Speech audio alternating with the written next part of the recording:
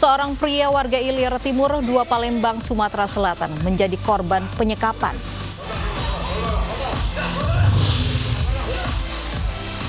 Salah paham antara pedagang pasar dengan petugas. Pedagang membongkar besi pembatas jalan. Seorang bocah berusia 2 tahun dijemput petugas medis karena terpapar virus corona.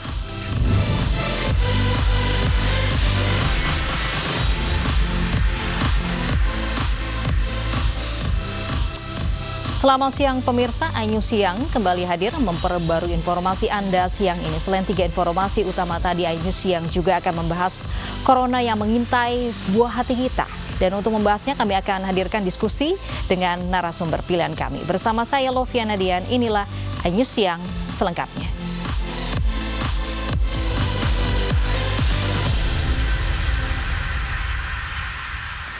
Seorang pria warga Ilir Timur, 2 Palembang, Sumatera Selatan menjadi korban penyekapan pengedar narkoba karena dituduh mata-mata polisi. 2 pelaku dibekuk polisi saat menjaga rumah korban yang terkunci dari dalam.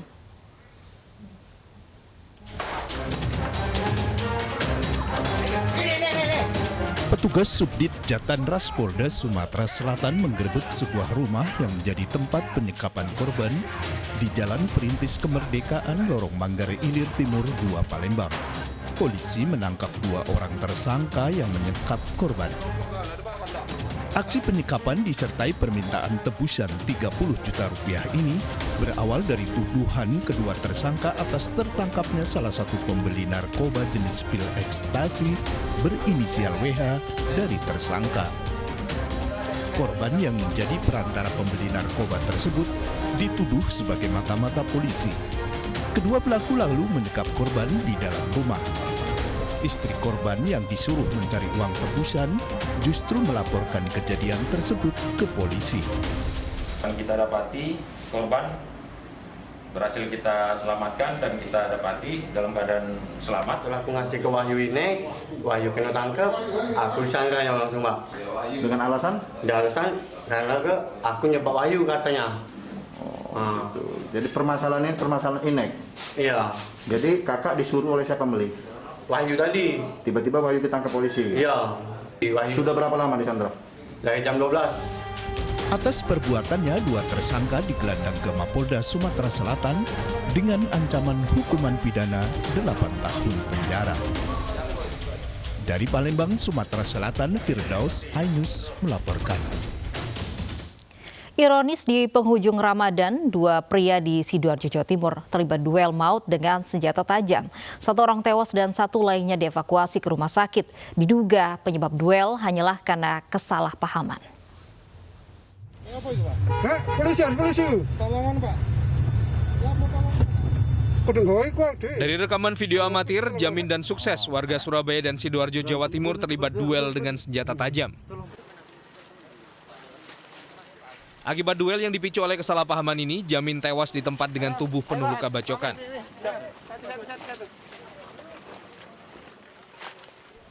Di lokasi, polisi amankan sebilah celurit yang diduga digunakan para pelaku untuk berduel dan motor yang diduga milik salah satu pelaku.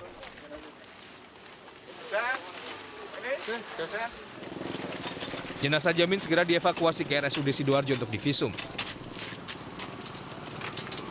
Sementara kondisi Sukses yang alami luka parah akibat duel juga kritis. Sukses dievakuasi ke rumah sakit untuk menjalani perawatan.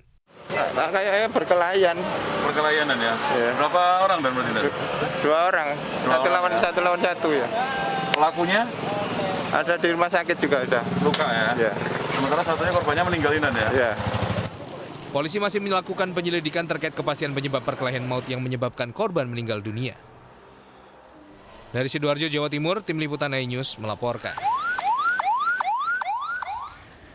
Diduga memotong dana BLT warga terdampak COVID-19, 2 kepala desa di Kecamatan Gelumbang, Muara Enim, Sumatera Selatan didemo warga.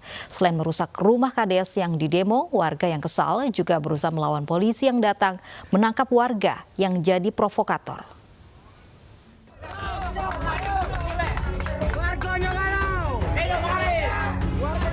Puluhan warga desa Pinang Banjar, Kecamatan Gelumbang, Kabupaten Muara Enim mendatangi rumah kepala desa untuk menuntut agar kepala desa mundur dari jabatannya. Aksi demo merupakan buntut dari kekecewaan sejumlah warga atas kepemimpinan sang kepala desa yang dinilai kurang transparan dan diduga memotong dana bantuan langsung tunai BLT untuk warga terdampak COVID-19.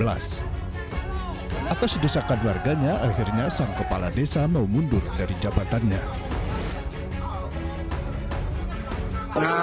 Desa dan inventaris desa diserahkan kepada pejabat pelanjut saya. Oke.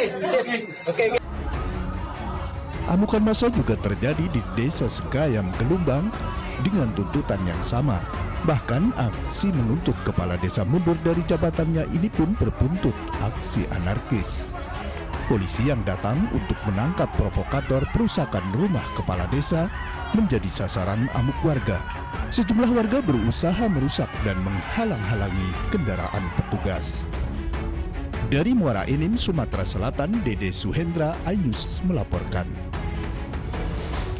Polemik terkait bantuan langsung tunai juga terjadi di Asahan, Sumatera Utara. Puluhan warga yang tidak tercatat sebagai penerima bantuan menyegel kantor kepala desa.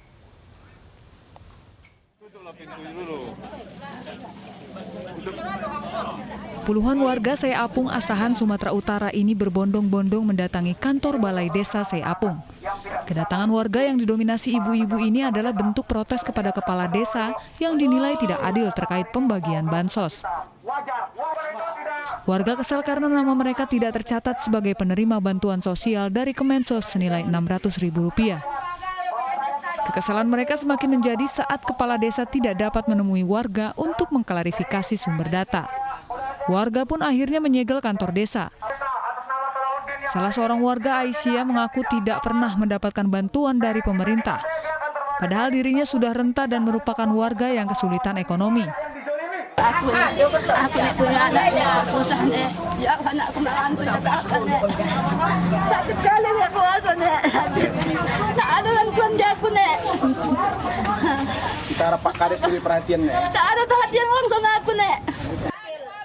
Jika tidak ada klarifikasi dari pemerintah daerah dan desa, warga mengancam akan kembali mendatangi kantor desa dan menggelar unjuk rasa. Dari Asahan, Sumatera Utara, Ulil Amri, iNews melaporkan.